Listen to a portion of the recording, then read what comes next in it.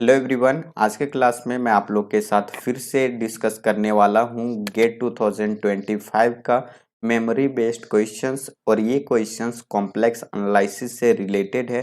तो चलिए हम लोग देखते हैं इस क्वेश्चंस का कंप्लीट सॉल्यूशंस। तो लेक्चर्स के अंत तक बने रहिए और चैनल पे नए हो तो प्लीज सब्सक्राइब करके बेल आइकन जरूर प्रेस कर दें। तो देखिए क्वेश्चंस क्या कह रहा है। Let I is equal to 1 by 2 pi iota integration sin z divided by 1 minus cos z to the power 3 dz, where c जो हमारे पास कंटूर दिया गया है वो कुछ इस तरह से है mod x plus mod of y is equal to 1, then the value of the 120 I is, मतलब क्या है, ये जो हमारे पास इंटीग्रेशंस दिया गया है इसको कैलकुलेट करना है over the contour c and बताना है कि 120 इंटू, अगर इस इंटीग्रल को सॉल्व करने के बाद इस इंटीग्रेशंस की वैल्यू को 120 से मल्टीप्लाई करते हैं तो इसका वैल्यू क्या आता है। ये क्वेश्चंस हमारे पास एनएटी टाइप में पूछा गया था। तो चलिए हम लोग इसका सॉल्यूशंस जानते हैं। तो जो हमारे पास यहाँ कंटूर दिया गया है सी, वो क्या है, mod x plus mod of y equal to 1। तो इससे अगर हम लोग कर्व ड्रॉ करेंगे तो हमें क्या मिलेगा वो आप देख सकते हो। जैसे कि अगर हम लोग इस कर्व को फ्री फ्रॉम मोड करते हैं तो हमें यहाँ चार इक्वेशंस मिलेगा कुछ इस तरह से, x plus y equal to 1। Second equations क्या होगा, x minus y equal to 1। Third equations क्या होगा, minus x plus y equal to 1। And four equations होगा minus x minus y equal to 1। तो इसका कर्व अगर हम लोग ड्रॉ करेंगे तो इसका कर्व हमें एक्स वाई प्लेन पे कुछ इस तरह से मिलेगा। ये क्या हो जाएगा, एक यूनिट स्क्वायर मिल जाएगा हमें। और ये जो यूनिट स्क्वायर है इसके इनसाइड में अगर हम लोग एक यूनिट सर्कल फॉर्म कर देंगे तो वो सर्कल हमें कुछ इस तरह से देखने को मिल सकता है। तो ये जो सर्कल है वो मोड जेड इक्वल टू 1 को रिप्रेजेंट करता है और ये maximum length of the circle है जो कि इस कर्व के इनसाइड में लाई कर सकता है। तो इसी के अराउंड हम लोग यहाँ सिंगुलैरिटी चेक करेंगे कि किस पे ये इंटीग्रेशंस अपना सिंगुलैरिटी रख रहा होगा। तो देखिए हमारे पास i इक्वल टू इंटीग्रेशंस क्या है, 1 बाई 2 पाई आयोटा इंटीग्रेशंस, ये हो जाएगा sine z divided by 1 minus cos z to the power 3 and d z. तो जेड इक्वल टू 0 से इक्वेट करेंगे और यहाँ से हम लोग यहाँ इसका सिंगुलैरिटी चेक करेंगे। ये आ जाएगा 1 minus cos z to the power 3 equal to 0। तो ये आएगा cos z to the power 3 equal to 1।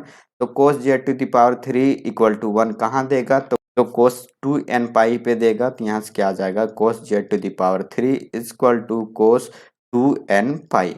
तो यहाँ से हमारे पास क्या आएगा, z to the power 3 equal to 2n pi, मतलब जेड इक्वल टू क्या आएगा, 2n pi to the power 1/3। तो इन सभी पॉइंट्स पे जो हमारे पास 1 minus cos z to the power 3 है वो क्या रख सकता है, सिंगुलैरिटी, और वो भी पोल रखेगा।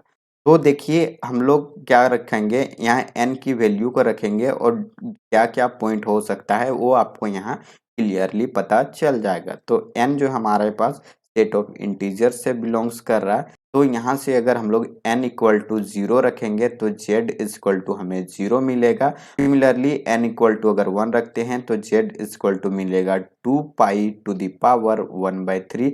और अगर इसे कैलकुलेट करते हैं तो हमें क्या देता है, 1.83 के समथिंग पॉइंट हमें मिलेगा। और ये जो हमारे पास z इक्वल टू 1.83 मिला हुआ है वो क्या है, यूनिट सर्कल के बाहर पॉइंट है।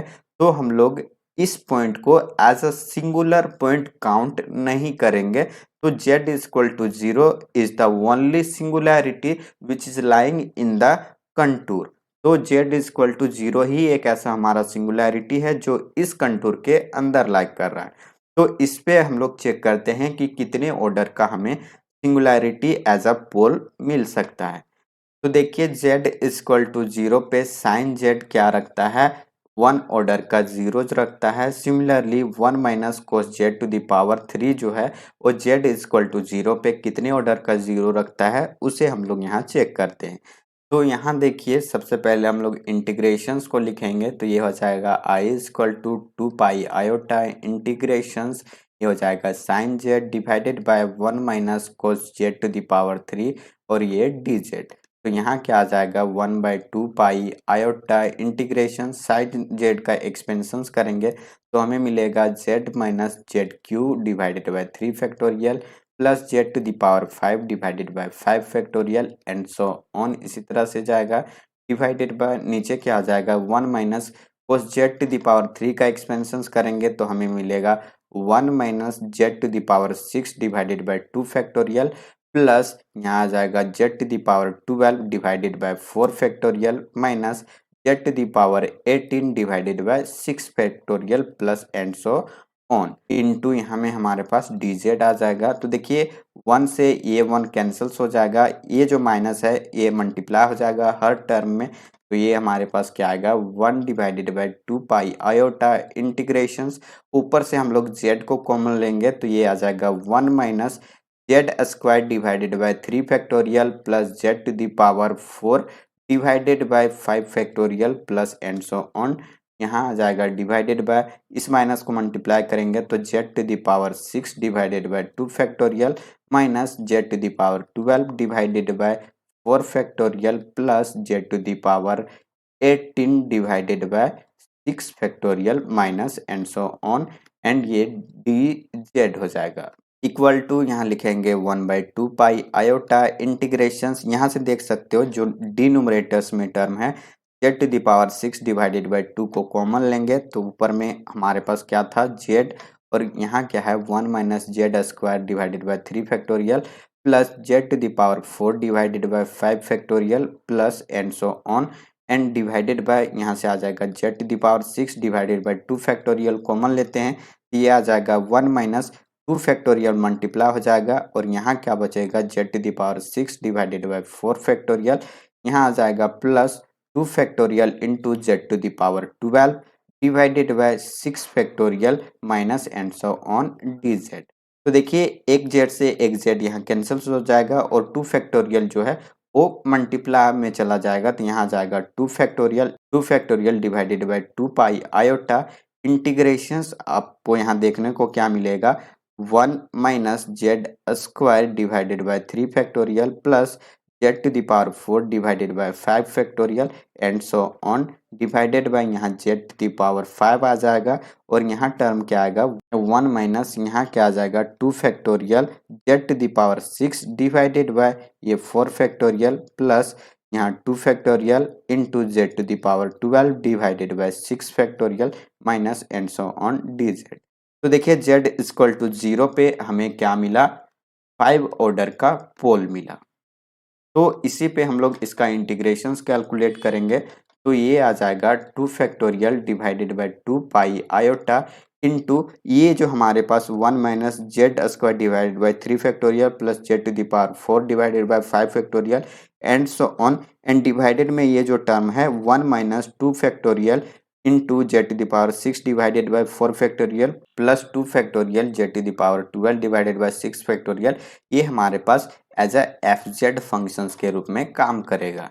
तो यहाँ देख सकते हो हमारे पास क्या है 5 ऑर्डर का पोल है। तो ये जो हमारे पास इसका इंटीग्रेशंस कैलकुलेट करेंगे तो हमें मिलेगा fz at z equal to 0 पे ये 4 टाइम्स डेरिवेटिव करेंगे डिवाइडेड बाई ये 4 फैक्टोरियल और यहाँ हमारे पास 2 पाई आयोटा भी मल्टीप्लाई होगा तो ये 2 पाई आयोटा से ये 2 पाई आयोटा कैंसल्स हो जाएगा तो ये बचेगा हमारे पास 2 into f of 0 at 4 times derivative divided by 4 factorial और ये जो हमारे पास 4 टाइम्स डेरिवेटिव है इसे हम लोग f4 से भी डिनोट करते हैं और ये जो f4 है ये हमें कहाँ से मिलता है टेलर सीरीज की एक्सपेंशन से।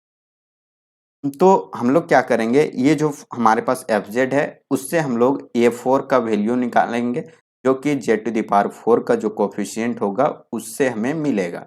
तो fz इक्वल टू हमारे पास क्या आ गया तो ये है 1 - z² divided by 3 factorial plus ये आ जाएगा z⁴ divided by 5 factorial minus and so on. और फिर ये जो हमारे पास डिनोमिनेटर्स में टर्म है वो न्यूमरेटर्स में आकर के इन्वर्स के रूप में हम लोग इसे लिखेंगे। ये आ जाएगा 1 minus 2 factorial z⁴ divided by ये हो जाएगा 4 factorial plus 2 factorial into z⁴ divided by ये 6 factorial minus and so on to the power -1। तो इसका एक्सपेंशंस करेंगे 1 minus x to the power -1 में, तो ये क्या हो जाता है 1 plus x square and so on. तो इसी तरह से यहाँ हम लोग लिखेंगे तो ये क्या हो जाएगा f z equal to 1 minus z square divided by 3 factorial plus ये आ जाएगा z⁴ divided by 5 factorial minus and so on. और इसका क्या आ जाएगा 1 प्लस यहाँ ब्रैकेट यूज करेंगे तो 2 factorial divided by 4 factorial z⁴ plus 2 factorial z⁴ divided by 6 factorial and so on. और फिर नेक्स्ट टर्म क्या आएगा, ये जो हमारे पास 2 factorial divided by 4 factorial into z⁴ plus 2 factorial divided by 6 factorial z⁴ plus and so on का square plus and so on. इसी तरह से चलता रहेगा। तो देखिए ये जो हमारे पास टर्म्स है इससे हमें कहीं भी z⁴ का कोफिशिएंट नहीं मिलेगा। तो एक टर्म हमारे पास क्या है z⁴ डिवाइडेड बाय 5 फैक्टोरियल, इसे अगर हम लोग 1 से मल्टीप्लाई करेंगे तभी हमें z⁴ का कोफिशिएंट मिलेगा। और वो क्या है हमारे पास 1 डिवाइडेड बाय 5 फैक्टोरियल। तो 1 डिवाइडेड बाय 5 फैक्टोरियल जो है वो हमारे पास ये 4 का वैल्यू है। तो ये हम लोग यहाँ रख देंगे। तो ये क्या आ जाएगा 2 इंटू 1 डिवाइडेड बाय 5 फैक्टोरियल। और ये हमारे पास क्या आ गया आई का वैल्यू। तो अकॉर्डिंग टू द क्वेश्चंस हमारे पास पूछा क्या गया है 120 इंटू आई। तो 120 इंटू आई का वैल्यू क्या है 2 इंटू 1 डिवाइडेड बाय 5 फैक्टोरियल। और 5 फैक्टोरियल का वैल्यू 120 होता है। तो 120 से 120 कैंसल, तो हमारे पास वैल्यू क्या आ गया है इसका 2। मतलब ये जो हमारे पास 120 इंटू आई का वैल्यू है वो क्या होगा 2 होगा। तो इस क्वेश्चंस का जो करेक्ट आंसर है वो क्या आएगा 2 आएगा। तो इस तरह से इस क्वेश्चंस को हमें सॉल्व करना था। पहले जो हमारे पास कर्व दिया गया था उससे कंटूर हम लोग डिफाइन करेंगे कि इस कंटूर के पास किस किस पॉइंट पे किस तरह का सिंगुलैरिटी होगा और हमें कौन सा पॉइंट पे सिंगुलैरिटी मिलेगा।